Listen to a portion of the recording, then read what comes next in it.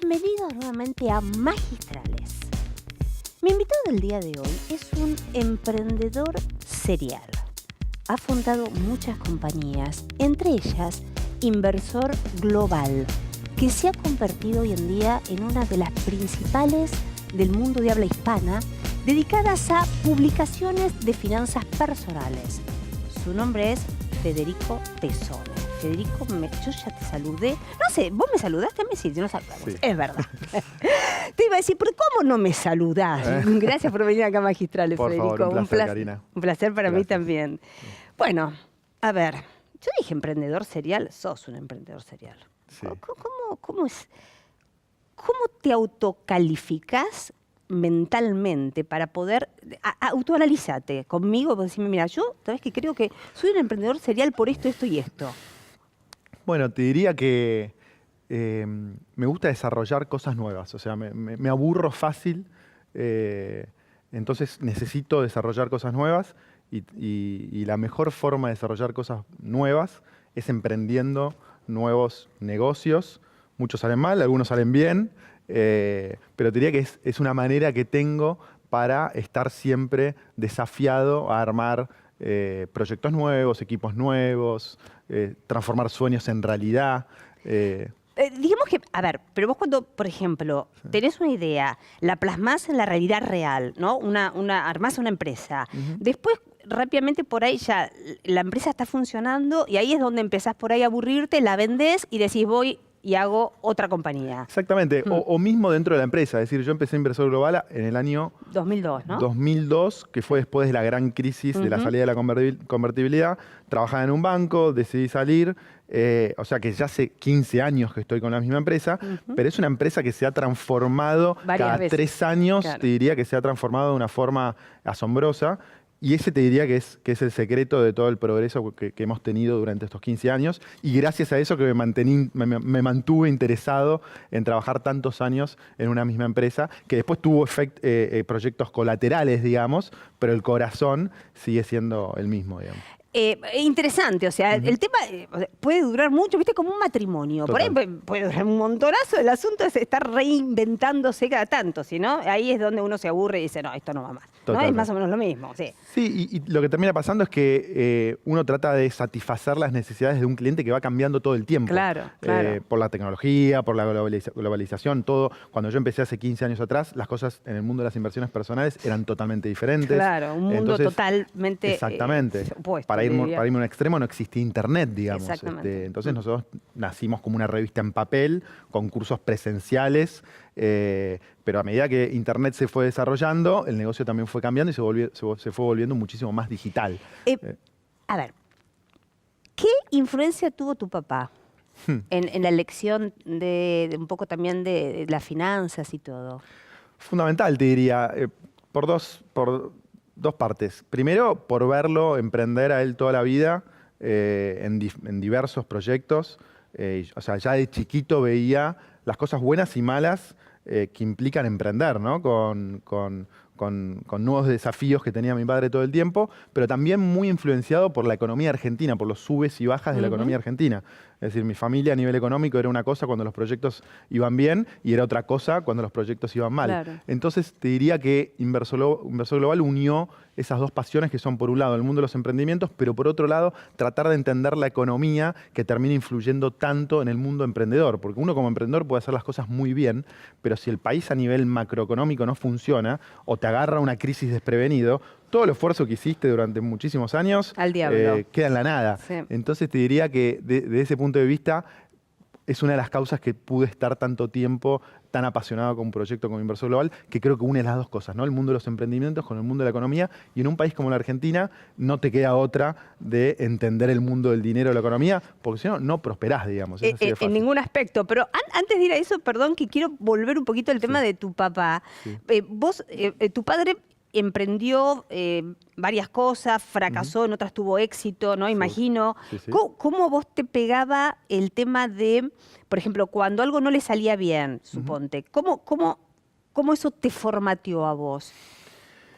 Yo creo que por un lado me naturalizó el fracaso de alguna manera, ¿no? Que todo el mundo le tiene mucho temor a emprender algo y fracasar. Entonces es como que lo naturalicé en el sentido de que lo veía mi padre, podía fracasar en un proyecto, pero después inmediatamente se iba con otro y le iba muy bien. Entonces creo que eso te diría que es la principal influencia. Y lo otro es la satisfacción de armar algo. Yo me acuerdo cuando mi padre armaba algo y yo de chiquito lo acompañaba y me mostraba, no sé, en un momento hizo, cuando todo el mundo estaba haciendo capacitación informática, cuando empezaba la informática, armó varios locales con un montón de computadoras. Entonces iba de chiquito, los veía. Y eso es una satisfacción, creo, ver algo que no había nada y de repente plasmarlo y verlo en una realidad. Creo que es casi como una satisfacción que no viene por el tema del dinero, es casi como un artista que ve su obra plasmarse en una realidad. Entonces, creo que desde esos dos puntos de vista me influenció. Pues es que estaba pensando, escuchándote lo del tema de tu papá, ¿no? Que decías, bueno, sí, emprendía cosas, algunas cosas le salían mal, otras bien, pero... Y lo que vos decís del fracaso, que es una cosa muy cultural por ahí argentina, ¿no? El asunto del gran temor, hasta la vergüenza del fracaso, cosa que uno no ve en sociedades como, pienso, siempre hago la referencia con los Estados Unidos, en donde incluso una bancarrota... Totalmente. No, acá una bancarrota es... Además de lo que de verdad implica la práctica, es como casi una cuestión de deshonor, pareciera. En Estados Unidos las bancarrotas son súper comunes, digamos. Sí, es como un pergamino, a nivel emprendedor es un pergamino de decir, bueno, experimentaste un proyecto que te fue mal, entonces podés aprender de esa experiencia y podés seguir para adelante. Exactamente. Totalmente. Y hay algo importante, en el mundo de los emprendedores está estudiado, digamos. Vos lanzás un negocio y tenés el 80% de probabilidad que te vaya mal, digamos, porque todos los nuevos proyectos son muy difíciles de llevarlos adelante. Entonces, si no tratás de superar esa barrera, es muy difícil progresar. En realidad, bueno, es el mundo de las startups, ¿no? ¿Cómo hiciste vos el startup cómo fue el startup de Inversor Global? Bueno, tuvo varias etapas, pero empecé aprovechando un retiro. Yo trabajaba en un banco, en el Citibank, en 2002. Como todos sabemos, el negocio del banco casi desaparece. Entonces Citibank dice, doy retiros voluntarios. Dije, bueno, yo tenía 25 años, me junto con una linda cantidad de dólares, porque eso fue antes de la devaluación.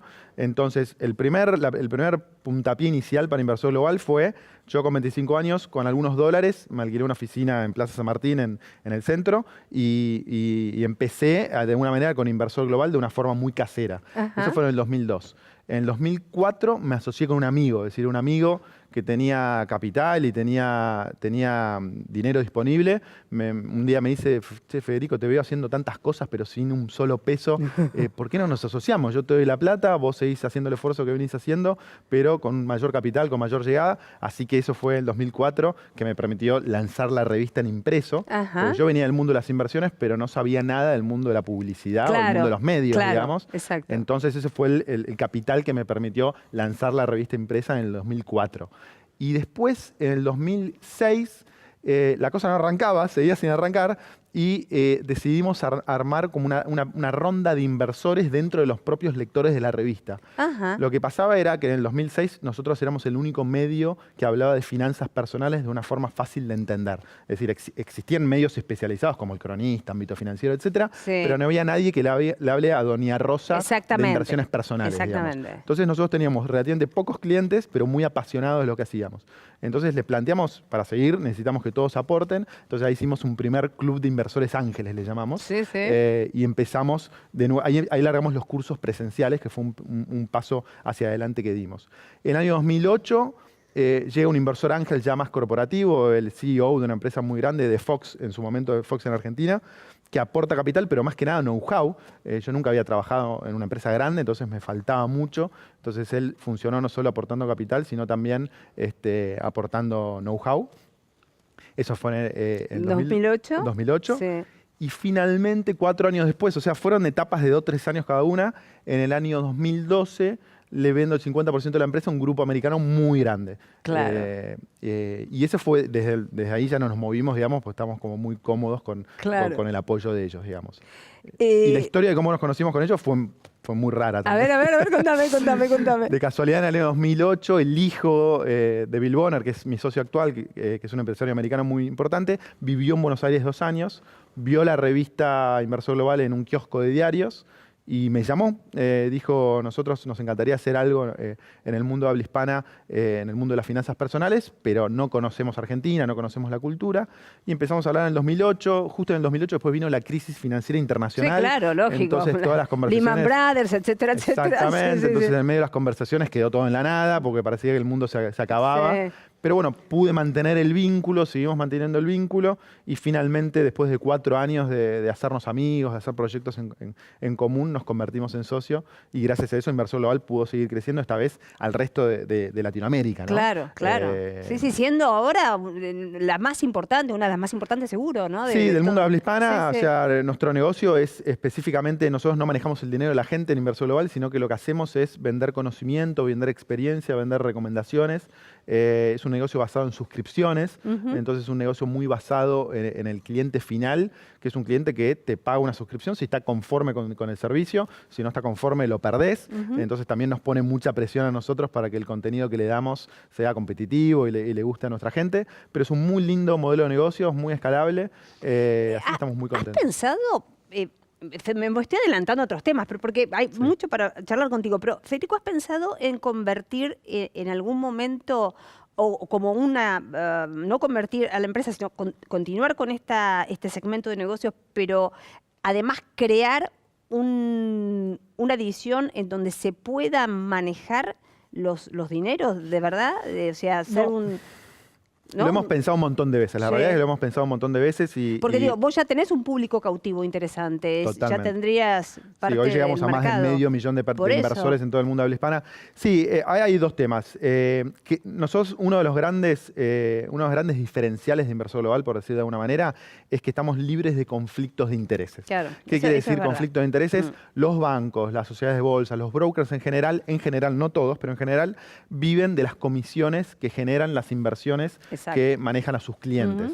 Entonces, muchas veces los bancos y los brokers tienen mayor comisión por recomendarle la inversión A al cliente en vez de la inversión B, y le recomiendan la inversión A por más que no sea la mejor para el inversor. En cambio, nosotros al basar nuestro modelo de negocios en las suscripciones 100%, no tenemos esa presión de tener que venderle un producto de inversión al cliente, entonces casi como podemos ser como el asesor de confianza, por decirlo de alguna manera. Claro. Es como que el suscriptor, el inversor, sabe que nuestros consejos son libres de ese conflicto de intereses que implica venderte la inversión A o la inversión B. Entonces nunca nos terminamos de meter en ese negocio porque pensamos que queremos defender, digamos, ese gran diferencial que tenemos, que nos da mucha credibilidad ante nuestra comunidad. Sí, la naturaleza propia del negocio que creaste. Ahora, exactamente. Federico, es muy interesante, obviamente, todo el tema de las finanzas personales. Es interesante, obviamente, el tema de las finanzas, las macrofinanzas. Todos los gobiernos tienen que tener mucho foco en eso, ahora más que nunca. Pero el tema de las finanzas personales, digo, es muy interesante porque aún hoy en la Argentina está súper poco desarrollado como concepto individual. Primero, ¿por qué crees que, siendo un país tan cíclico, con tantas crisis, la lógica sería que al revés, que todos tuviesen, por ahí digo, ¿no? Tuviesen el interés de decir, bueno, ¿cómo resguardo mi plata? No solamente comprando dólares, sino haciendo inversiones que me puedan dar una renta fija, etcétera, etcétera. Y sin embargo es exactamente al revés. El argentino se desentiende de esos temas. Yo creo que tiene una explicación muy clara. La explicación es que estamos todo el tiempo pensando en el corto plazo, nada más. Un poco porque el país nos obliga a eso, ¿no? En Argentina 15 días es largo plazo, mediano plazo es una semana y corto plazo es mañana. Entonces, para tratar de aprovechar todas las ventajas que hoy brinda el mundo de las finanzas personales, tenés que pensar a largo plazo, pensado en 5 años, 10 años, 15 años. Lamentablemente, como la economía nuestra está cambiando todo el tiempo, yo creo que nosotros tenemos la gimnasia de exclusivamente pensar si conviene comprar dólares, conviene comprar pesos, si hago un plazo fijo en el banco, si va a desaparecer. Estamos muy golpeados, entonces creo que no tenemos esa gimnasia que por ahí tiene el mundo desarrollado de pensar a un plazo de mi retiro, de a 10, 15 años, digamos. Pero ¿qué pasa? Creo que hoy, a pesar de eso, hoy podemos. Yo siempre digo que para mí, durante los últimos años, se dio una revolución en el mundo de las finanzas personales. ¿Por qué? Porque hoy cualquiera de nosotros, vos, yo, cualquier persona que nos está viendo en cualquier lado, puede invertir en la cantidad de instrumentos de inversión que se les ocurra. O sea, puede comprar acciones de China, acciones de Estados Unidos, puede comprar propiedades inmobiliarias en Europa, puede comprar bonos de... O sea, tenés una cantidad de alternativas de inversión que existen. Pero ¿qué pasa? La gente hoy no las conoce porque primero piensa que no existen, que es imposible de acceder, y segundo, porque está todo el mundo pensando a corto plazo. Nosotros tratamos de obligar a la gente a salir de esa dinámica y empezar a pensar a largo plazo porque es una oportunidad enorme, digamos. Sí, además, a ver, yo no sé si por ahí, de hecho en el largo plazo, vos fíjate que ahora se volvieron a poner, en realidad es histórico, ¿no? El tema de los créditos hipotecarios hasta 30 años, que antes, bueno, no estaba, era imposible otorgarlos en la Argentina. Ya eso, un crédito hipotecario a 20 o 30 años, te obliga a pensar en el largo plazo, con lo cual, desde ese punto de vista, por ahí puede que la mentalidad empiece a cambiar, ¿no? Sí, yo tengo mucha esperanza en la gente en los más jóvenes, digamos, que están muy acostumbrados a manejar la tecnología de una forma mucho más natural, ¿no? Y que ven como muy natural comprar y vender acciones por internet, por ejemplo. Claro. Hoy vos podés comprar y vender acciones desde tu teléfono celular, digamos. Es muy, muy fácil. Entonces yo creo que los chicos que están teniendo 20 años, 25 años, 15 años, de acá a unos años, cuando empiecen a generar dinero, ya van a tener mucho más metidos adentro esta mentalidad de invertir a largo plazo, de preparar el retiro, digamos. Y no solamente, Federico, en el próximo bloque quiero hablar contigo, que me cuentes lo siguiente. ¿Cómo estás viendo, no solamente desde el punto de vista personal, lo que es el individuo, sino, por ejemplo, hay muchas pymes, y más tirando a chiquitas que a medianas, que por ahí ni siquiera evalúan la posibilidad de fondearse un poquito. Es cierto que tenemos un mercado de capitales que tiene que desarrollarse, que está absolutamente, es muy chiquitito, pequeñito, y se tiene que desarrollar. Sí. Pero hoy hay fondeos como, no sé, pienso el crowdfunding, del cual se está hablando últimamente y que por ahí puede ayudar a hacer que la mentalidad individual cambie y uno lo pueda proyectar a una pequeñita empresa, ¿no? Totalmente. Digo, pensá, bueno, el próximo bloque, no adelantemos ahora. Perfecto, el próximo bloque. Bárbaro.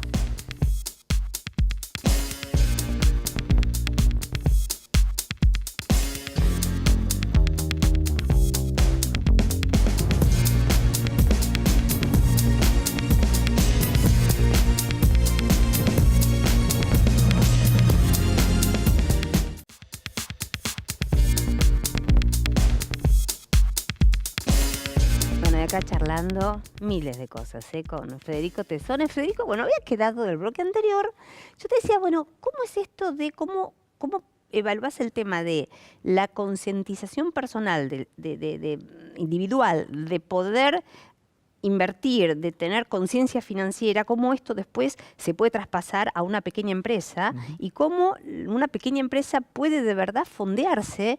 Te puse el ejemplo del crowdfunding, que bueno, es algo que apareció hace no mucho tiempo en la Argentina. ¿Cómo tenés esta perspectiva analizada vos? Sí, yo te diría que hay muchas oportunidades para que las pymes y los startups y las pequeñas empresas hoy se financien. Ahora, dividiría el tipo de financiamiento en dos sectores, digamos. Por un lado, te diría que están las pymes más tecnológicas, que están asociadas a la tecnología, a las innovaciones, etcétera, que en Argentina se está desarrollando todo un mundo de apoyo al emprendedor, es decir, hay incubadoras, hay fondos de capital de riesgo, hay clubes de inversores ángeles, pero estos clubes o estas incubadoras buscan proyectos que tengan un potencial de crecimiento exponencial, o sea, muy, muy grande. Por lo tanto, ese potencial de crecimiento tan grande solo lo encontrás si es un proyecto que está apoyado en la tecnología, una app, una página de internet, una innovación tecnológica a nivel medicina, agro, etcétera. Que eso es un grupo de pymes, ¿no? Que ahí lo ideal es ir a estas incubadoras, a estos clubes de inversores ángeles, etcétera. Y dicho sea de paso, te pregunto,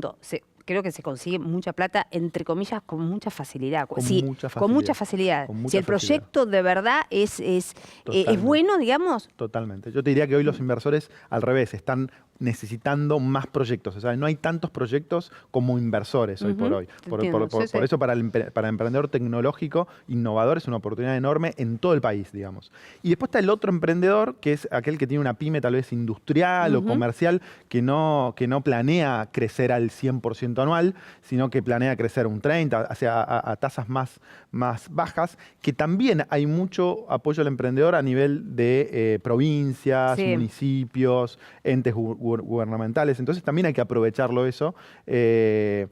Préstamos bancarios. Así que también es otro sector, por eso yo te diría que dividiría en los dos sectores. Obviamente el sector con mayor potencial hay mucha más oferta, pero en los dos sectores hay ofertas para que las pymes se financian y puedan crecer, digamos. ¿Qué opinas del mundo de las bitcoins? Está teniendo también, digamos, mucha relevancia a nivel mundial. Estamos hablando de la moneda virtual, bitcoins, que de hecho han salido ya otras, viste que están, hay algunas ya que están dando vueltas y que consiguen un final. Hace poco estaba leyendo que largaron otra nueva, que no me acuerdo el nombre, si me acuerdo en un momento del programa te lo voy a decir, pero bueno, que consiguió, creo que en el lapso de 3-4 horas consiguió como 8 millones de dólares. Totalmente. Impresionante. Sí, es una gran oportunidad con riesgo, porque nadie todavía tiene claro si realmente el Bitcoin se va a posicionar como una moneda a largo plazo. Por ahora todo hace pensar que las probabilidades que se posicione como una moneda a largo plazo son altas. Pero no está nada asegurado. Entonces, desde el punto de vista del inversor, yo te diría que es lo que nosotros decimos como una inversión de riesgo. Es algo para poner un pequeño porcentaje de tu portafolio, invertirlo en bitcoins, un 5-10% de lo que tenés. La rentabilidad es altísima. La rentabilidad potencial es altísima. Por ejemplo, durante el último año creció un 40%, pero nadie te asegura que el próximo año siga siendo lo mismo. Hoy está a $2.500 el bitcoin, pero dentro de un año puede estar a 1.500, digamos. Entonces, todavía hay mucha volatilidad, mucho riesgo, pero yo te diría que desde el punto de vista del inversor es una excelente oportunidad para decir, bueno, invierto muy poco dinero, que el día de mañana se puede convertir en muchísimo dinero. Y desde el punto de vista de las pymes que hablábamos recién, sobre todo aquellas que están relacionadas a Internet, es una oportunidad para empezar a vender en Bitcoin. Hoy no es complicado, no es difícil y podés tener una nueva forma. Por ejemplo, hoy en Venezuela el Bitcoin está cada vez más usado, digamos. Pero, ¿sabes qué? Me leíste la mente. Cuando estás diciendo Venezuela te iba a decir, perdóname, pero es una inversión de riesgo el Bitcoin, pero te iba a decir, es mucho más riesgoso comprar bonos venezolanos. Totalmente. El potencial de rentabilidad del Bitcoin puede ser muchísimo más alto. Entonces, yo te diría, sí, como inversor, es una inversión para hacer en montos pequeños, pero desde el punto de vista de un comerciante, de un empresario, de un emprendedor, es como para considerar empezar a vender tu producto y tu servicio en Bitcoin, porque puedes llegar a todo el mundo de una forma muy fácil y muy económica. Es muy interesante, de verdad, eso es súper interesante. ¿Qué otro tipo de financiamiento? Vos hablaste, hiciste la separación lógica muy buena de lo que es la tecnología y digamos, la economía real, ¿no? Las pymes que se dedican a la cuestión o industrial o servicios, que no sean servicios tecnológicos. En este segundo caso, igual, además de los planes que pueden estar auspiciados por provincias, municipios o el Estado Nacional, ¿hay posibilidad de financiarse en el sector privado, en el sector... ¿Cómo lo ves? ¿En el sector tecnológico, es decir, en las pymes tecnológicas? No, justamente no las tecnológicas, en el otro sector. Es mucho más complicado. Es más complicado. Es mucho más complicado porque todavía tenés una economía argentina que se está empezando a estar un poquito más estable, pero vienen muchos años de alta inflación. Entonces, el préstamo que hay ahí en ese sector, en Estados Unidos específicamente, es bancario, digamos. Claro. O sea, los bancos que en Estados Unidos y en países desarrollados son muy activos en dar préstamos a pymes industriales, comerciales, etcétera. Todavía en Argentina estamos dando de nuevo primeros pasos, pero yo siempre digo, perdóname, Federico, que todavía en la Argentina los bancos están empezando, igual se han concientizado bastante, pero todavía los bancos son muy renuentes a financiar startups, Totalmente. por ejemplo. Sí, lo que tenés, y que está relacionado al crowdfunding que hablábamos hace un rato, que el otro día conocí un emprendedor argentino que lanzó la primera plataforma de crowdfunding para préstamos a empresas. Entonces, ¿qué quiere decir esto? Une las dos puntas. Inversores que están buscando una tasa en pesos atractiva y dueños de pymes o startups que quieren financiamiento para empresas, digamos, normales, industriales, etcétera. O sea que todavía es muy, muy temprano, pero fíjate cómo se empieza a unir el mundo de la innovación, el mundo de la tecnología, con las necesidades de empresas más normales y con tasas de crecimiento no tan altas. O sea que ya están empezando a aparecer opciones para que las pequeñas empresas puedan tener financiamiento más activo. ¿Cómo le explica Federico al argentino que además del hay vida después del dólar y de los plazos fijos, o mejor dicho, no después, sino hay otras vidas además del dólar y el plazo fijo. Sí, yo creo que el principal desafío es un desafío mental de animarnos a pensar el mundo de las finanzas personales más allá de un instrumento para comprar un auto, o comprar una casa o irnos de vacaciones a Miami o a Chile o a donde sea el año que viene.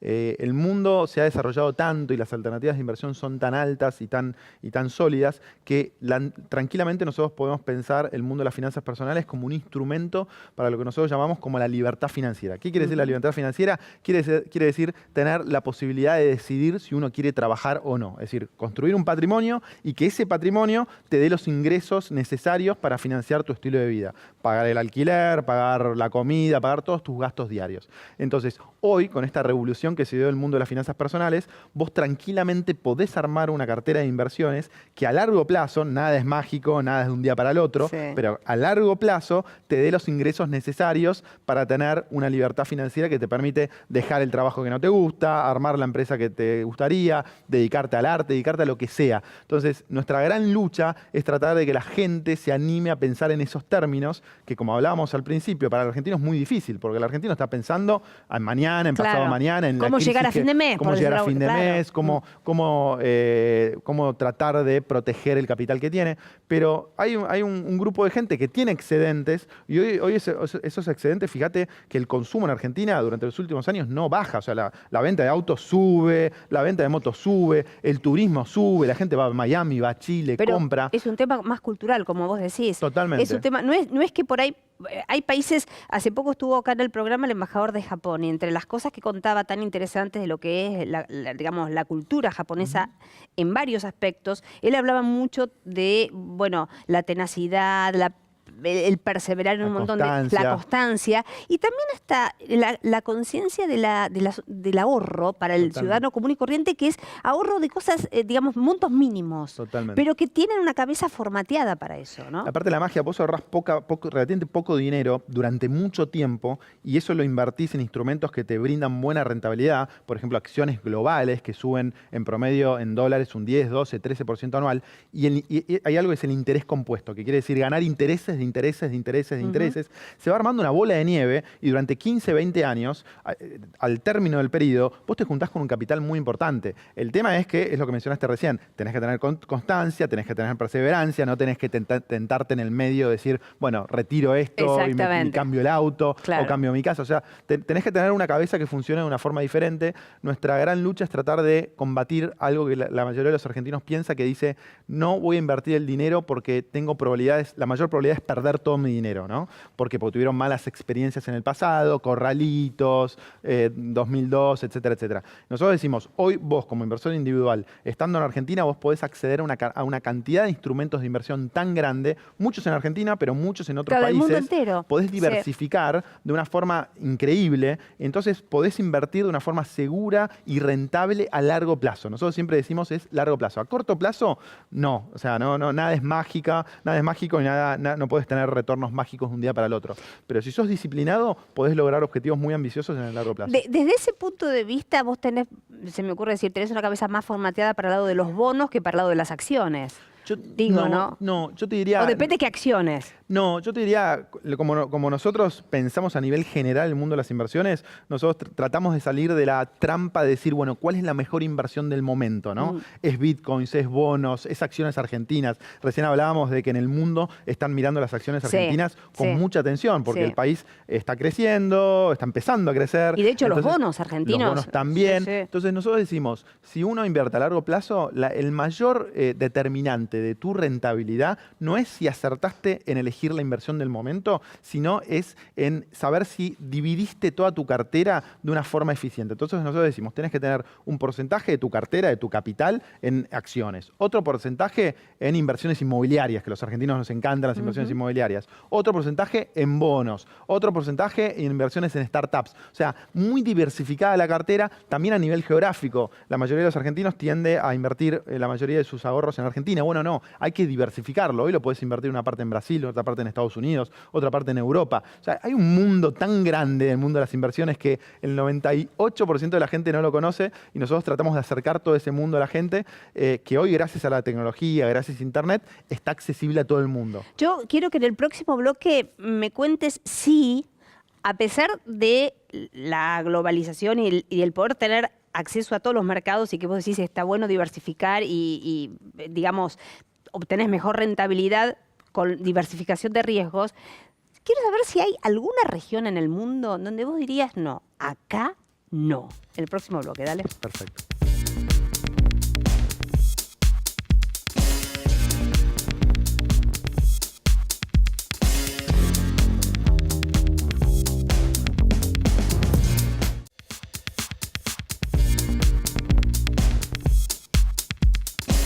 Bueno, continúo acá con Federico, que me dejó el enigma y quiero saber, ¿hay alguna zona, o sea, estamos todos globalizados, somos todos terráqueos y amigos, pero hay alguna zona del mundo donde vos dirías, no, la verdad que acá no, acá yo no, o sea, yo no tomaría ningún instrumento financiero de tal zona, de tal país? Sí.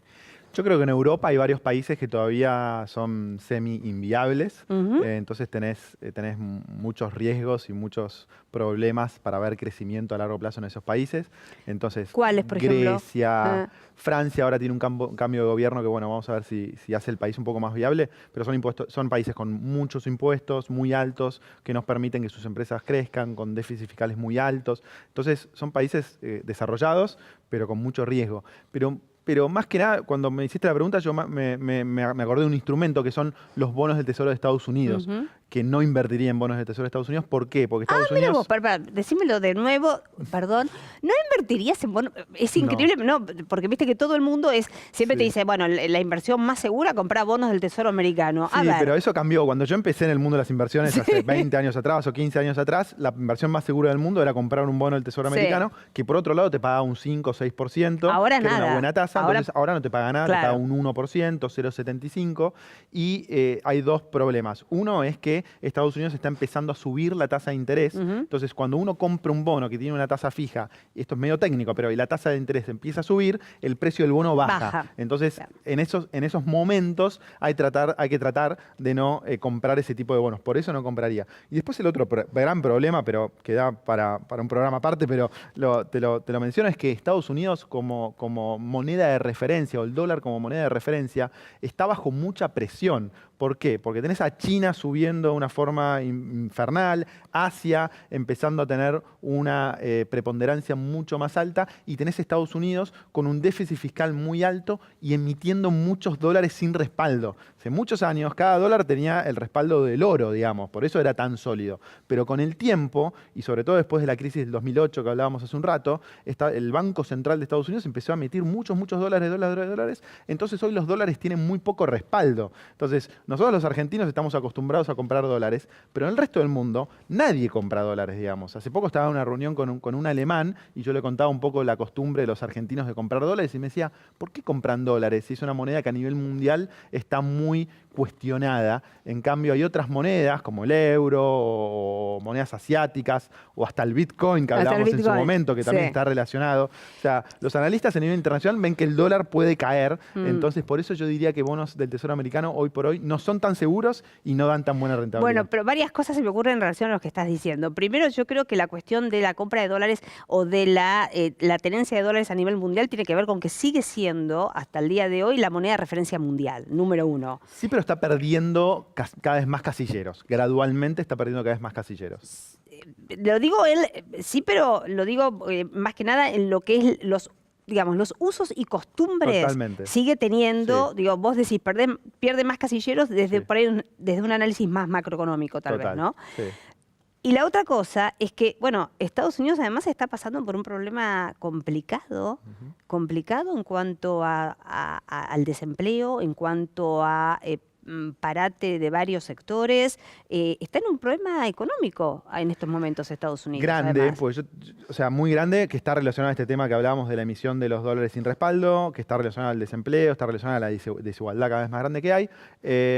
Por otro lado, tiene toda una comunidad, o sea, los startups con más potencial del mundo siguen apareciendo en Estados Unidos, ¿no? Facebook, Google, todas las redes sociales. Entonces, es como que tiene dos frecuencias. Tiene un Estados Unidos que está como bastante golpeado con todos estos problemas que mencionabas, pero después tiene otra frecuencia que tiene una comunidad emprendedora fuertísima que todavía genera nuevos emprendimientos, que esos nuevos emprendimientos generan crecimiento, generan empleo, generan... Entonces, hay que tener mucho cuidado y seguir de cerca cómo se sigue dando esa doble dinámica. Mira, yo sé que hay que tener muy en cuenta lo que vos decís, Federico, porque estoy recordando, por ejemplo, que creo que fue el primer libro que publicaste en el 2011, El fin de la Argentina, donde te adelantaste al tema del cepo. Exactamente. Con lo cual, lo que dice este señor, guarda con que... Sí, nosotros tenemos una tendencia en Inversor Global en tratar de adelantarnos a los hechos, ¿no? Pensamos que nuestro valor agregado como empresa es tratar de acercarle al inversor individual, es decir, a las personas comunes que no están todo el día analizando la economía, hechos que son de difícil ocurrencia, pero que tienen un impacto tremendo en los bolsillos de cada uno de nosotros. ¿Serían los cisnes negros? Exactamente. Por eso generalmente nos focalizamos en analizar, bueno, ¿qué pasa si el dólar deja de ser moneda de referencia? Y tratamos de decir a nuestros inversores, bueno, ojo, es un proceso que no va a pasar mañana, de la noche a la mañana. Exactamente, sí. Pero tenés que tener una protección ante ese suceso. Cuando nosotros empezamos a hablar del cepo en la Argentina, nos trataban de locos. ¿Por qué? Porque Cristina acababa de ganar las elecciones, la economía estaba bien, estaba creciendo, pero nosotros detectábamos ciertas variables que nos hacían pensar, decir, no, ojo, tenemos que tener cuidado. Nosotros creemos que nuestro trabajo como inversor individual es siempre pensar el peor escenario, porque lo peor que hay es perder el dinero que hiciste, digamos. Eso tiene que ver con el libro que creo que lo sacaste este año, de el libro negro del dólar. Exactamente. Ah, mira vos. Sí, nosotros decimos que en Argentina la primera decisión que tenés que tomar es tener claro si conviene comprar dólares o no en nuestro país. Yo contaba una anécdota de un inversor que me seguía en el 2002, cuando yo todavía trabajaba en un banco, que ante el atentado de las Torres Gemelas decidió traer todo su capital de Estados Unidos a Argentina y como consecuencia de eso perdió todo su capital de un día para el otro por no saber leer ciertas variables económicas que yo presento en el libro, que son muy básicas, son muy fáciles, que te dan una tendencia general hacia dónde puede ir el dólar, si para arriba o para abajo. Entonces por eso lancé este libro que se llama El libro negro del dólar, que son 7 herramientas para que tratar que las personas comunes y corrientes puedan decir, bueno, el dólar va por un lado o va para el otro.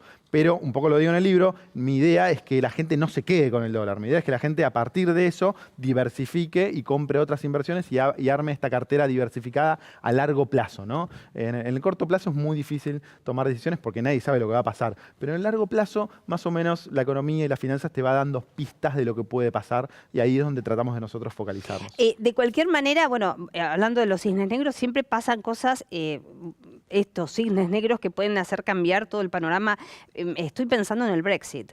Totalmente. Estoy pensando en lo que eso significó, lo que está significando a nivel global en las finanzas sí. Y en el nuevo mapa económico. Porque de tema que acordate que 2 días antes del plebiscito, la mayoría, creo, el 90% de las encuestas, creo que fue una encuestadora la que dijo que iba a ganar el no, todas decían que iba a ganar el sí. Totalmente. Y eso está pasando, lo raro del mundo que estamos viviendo, de la globalización, de que todo está todo mucho más rápido, está todo mucho más conectado, es que esos cisnes negros se están convirtiendo en mucho más comunes. El ejemplo de Trump en Estados Unidos. Hace 2 años uno decía que iba a ganar Trump en Estados Unidos y lo trataban de loco, digamos. Después terminó ganando. El problema político en Brasil, digamos. Nunca nadie hubiese pensado que hubiésemos llegado al nivel que se llegó, digamos, con un presidente que salió, con empresarios presos.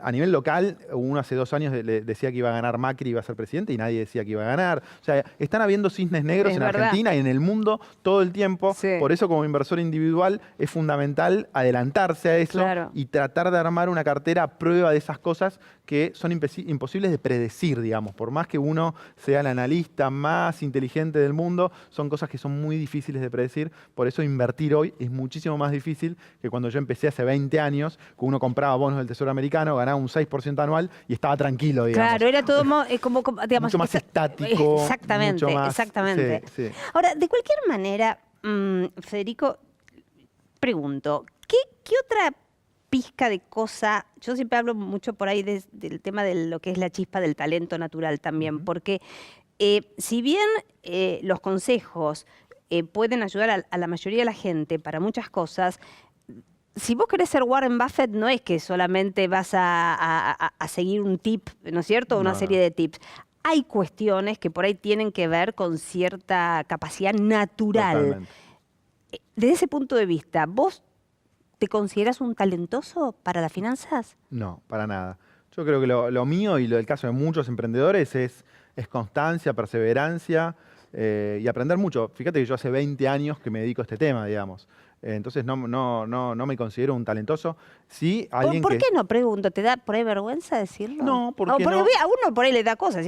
Voy a decir de mí mismo, soy talentoso. No, porque sinceramente digo, creo que sí hay personas que son talentosas en el mundo de las inversiones, que descubren un sistema que nadie descubrió. Es decir, en el caso nuestro de Inversor Global, nosotros somos más una empresa de divulgación. Te puedo decir que el talento nuestro tal vez es tratar de acercar temas que son muy complicados de entender y aburridos. Hacerlo fácil. Hacerlo fácil. Eso es un talento, y tratamos de obvio. que sea divertido también. Obvio. Porque un médico, un abogado, un comerciante que le empezamos a hablar de bitcoins, de la tasa de interés de Estados Unidos, lo tenés que hacer un poco entretenido. Porque si no se va a hacer otra cosa, digamos. Entonces, yo te diría que el talento nuestro por ahí viene por ese lado. Tratar de hacer más fácil y más simple y más entretenido un mundo árido, ¿no? Tema, insisto, no menor, porque fíjate que una de las cosas, me parece que la otra pata, hay un tema cultural del argentino que no invierte en instrumentos financieros, pero la otra pata de la cuestión me parece que tiene que ver con que la mayoría, como no hay educación financiera en los colegios, Totalmente. la mayoría piensa, y con razón, digo, que es un mundo etrusco, Totalmente. oculto, como Sí, una, sí. ¿no? Como que Sí, y piensan algo que como para dedicarse a eso uno tiene que estudiar economía, Claro, o tiene que ser exactamente. matemático, Sí. o tiene que estar dentro de determinado sector económico, social. No, hoy por hoy es un tema de conocimiento. Ese conocimiento hoy está accesible a todo el mundo. Simplemente hay que dedicarle algo de tiempo, como cuando uno aprende a jugar al tenis o aprende un idioma. Te diría, esto es más simple todavía, pero tenés que dedicarle algo de tiempo y algo de profundidad. Pero hoy cualquier persona puede dedicarse al mundo de las inversiones. Nosotros lo vemos todos los días, gente que dice, bueno, descubrí esto porque nos provocaron de alguna manera y me entré en el mundo de las inversiones y me di cuenta que con mis $1.000, con mis $5.000, con mis $10.000 puedo hacer un montón de cosas y la gente se termina apasionando porque descubre un mundo que no sabía que existía. Que no sabía que digamos. Y hoy, por existía. suerte lo tenemos a nuestra disposición. Siguiendo la línea tuya de querer un poco adelantarte, ¿no? A los acontecimientos, sin con esto adivinar, pero sino sí analizando lo que pasa en el momento, un poco predecir, entre comillas, el corto plazo, al menos. ¿Cómo estás viendo? Yo antes te nombré a Warren Buffett como bueno, es el gran, por antonomasia, uno de los grandes, uno lo nombra como los grandes genios de las finanzas mundiales. Sí, sí. Él, incluso esto fue hace poco, creo que el mes pasado, terminó comprando a un precio increíble una de las principales aseguradoras canadienses. Él tiene la costumbre de, para decirlo en sencillo, ¿no? ¿Viste? Comprar barato en el momento en donde el otro está con la soga al cuello, por decirlo de alguna forma, entonces compra barato. Sí, sí. El fondo de inversión de Warren Buffett se ha quedado con un montón de empresas en los últimos años, incluso bancos aprovechando la crisis del 2008. Total. Pero esto es una tendencia que se está viendo en el mundo. ¿Cómo ves que esto va a impactar en la economía en general? Digo, fondos de inversiones, no sé, a veces se me ocurre, digo, ¿qué pasa si compran un país en quiebra? Lo digo en serio, sí. Porque parece muy loco, pero por ahí... Sí, yo creo que no, es difícil llegar a ese extremo, pero sí hay algo que es muy cierto lo que decís, es que siempre, sin excepción, cuando uno compra algo muy barato, hay muchísimas probabilidades que con el tiempo crezca. Ejemplos, el ejemplo que vos pusiste de Warren Buffett es excelente, pero supongamos que uno compró una propiedad inmobiliaria en Argentina del año 2003-2004. Claro. Hizo un negocio excelente, absolutamente, digamos. O si compró propiedades inmobiliarias en el año 2009 en Estados Unidos, cuando todavía bajado. O si compró acciones o bonos brasileros el año pasado, digamos, cuando cuando echaron al presidente de Estados Unidos y todos los mercados bajaron. Después subieron muy No, rápidamente. el presidente de Brasil. Dijiste Estados Unidos, qué acto fallido. Perdón, Brasil, sí. No, perdón, porque Bueno, estamos en medio del lío de Trump, entonces dijiste. No es ningún pronóstico eso. Está bien aclararlo, porque uno nunca sabe. No, pero eso yo creo que también a nivel individual, del inversor individual, yo creo que hay siempre que tenerlo en la cabeza, ¿no? Cuando hay una gran crisis, es donde surgen las grandes oportunidades. El problema es que uno, como inversor individual, como persona individual, es difícil salir de la emoción del momento, Claro. porque en el momento uno piensa que se viene el fin del mundo, digamos. Claro. Cuando fue el 2003 en Argentina, nosotros dijimos, bueno, las propiedades no valen nada, ¿cuánto va a tardar en recuperarse? Y se recuperan muy rápido. Entonces yo creo que como inversores individuales tenemos que estar muy atentos para aprovechar esos momentos. Pero entonces, tal vez dirías que como característica hay que tratar, si uno no la tiene por naturaleza, tratar de autoeducarse en cierta frialdad en la toma de decisiones, porque tal vez lo que le pasa a la mayoría del inversor individual es que, como vos decís, preso uno de la sensación online del momento, Total. decís, no voy a cometer, voy a perder toda mi plata. Total. Pero si tal vez se mantiene una fría toma de decisiones... Sí. Yo creo que esa es la clave, pero yo creo que la posibilidad de tener frialdad en la toma de decisiones viene del conocimiento y de la experiencia. Entonces yo te diría, lo primero que uno tiene que hacer en el mundo de los negocios, en el mundo de las inversiones, es tratar de entender cómo funciona el ambiente donde uno se mueve. Y ahí inmediatamente uno no se va a convertir en mago, no se va a convertir en adivino, pero sí va a poder empezar a detectar ciertos patrones, ¿no? Ciertas formas de comportamiento. Entonces uno dice, bueno, viví ya 3, 4 crisis. En las 3, 4 crisis pasó lo mismo. En el momento cúlmine de la crisis parecía que se venía el fin del mundo, pero el fin del mundo no vino y después se recuperó, y la gente que aprovechó eso, entonces la quinta vez que te toca pasar por ese momento, ya estás más entrenado. Entonces uno dice, qué inversor frío. No es que es un inversor frío, es un inversor que ya sabe más o menos cómo las cosas funcionan, ¿no? Entonces, nunca va a poder pegarla el 100% de las veces, pero sí va a poder empezar a detectar esos patrones y empezar a tomar decisiones con más información, ¿no? En base a tu experiencia, la frialdad, entre comillas, en la toma de decisiones y el hecho de que te adelantas a las cosas, ¿cómo ves a Inversor Global dentro de 3 años? Es una pregunta que me encanta porque hace poco estábamos hablando que yo creo que a todos nos va a llegar nuestro Uber, ¿no? ¿Qué quiere decir que a todos nos va a llegar nuestro Uber? Es que a todas las personas que tenemos empleos o empresas, en un periodo de los próximos 10 años, nuestro trabajo va a estar totalmente amenazado. ¿Por qué? Porque hay un montón de cosas que nosotros... Tecnología, decís. Por la tecnología claro. y la robotización Sí, y por la sí. inteligencia artificial. Hay un montón de cosas. El Uber es el ejemplo. Los taxistas, cuando exista el auto autónomo, no se van a necesitar más, No, digamos. ni Uber ni nada. Nada, van a ser autos automáticos que Sí. se van a empezar a manejar solos. Y a nosotros, en el mundo de las finanzas personales, nos va a pasar lo mismo. Ya están empezando a aparecer las primeras páginas de internet que te arman una cartera media en forma automática. Es decir, tratan de leer tus finanzas personales, acceden a tu resumen del banco, ven tu patrón de gasto y empiezan a tomar decisiones automáticas acerca de cómo invertir tu cartera. Entonces uno dice, bueno, si dentro de 5 años existe eso, ¿para qué va a estar un inversor global que te recomienda o te ayuda a invertir? Entonces